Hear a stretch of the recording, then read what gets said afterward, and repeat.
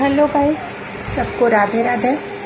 आज बृहस्पतिवार है तो भगवान सब पे कृपा करे, बाकी बिहारी की कृपा सब पे बनी रहे, बस उनकी कृपा बनी रहे तो औरों की ज़रूरत नहीं है।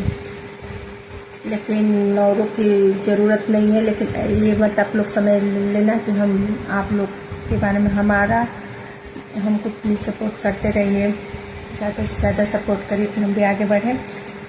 भगवान अपनी जगह, जनता अपनी जगह। और हम पूजा करके आ गए हैं। पूजा करके आने के बाद क्या पी रहे हैं दिखा रहे हैं आप लोग को, ये देखिए। ये क्या है? ये है चना का सत्तू। गांव में किसको ज़्यादा लोग जानते हैं, यहाँ पे कम लोग जानते हैं। ये चना का सत्तू गर्मी में बहुत ज़्यादा फायदा करता है। जिसको गैस वैस होती है उसको तो और ज़्यादा पीना चाहिए। कुछ ज़्यादा ना डालो तो नींबू नमक डाल के सिंपल पी लो।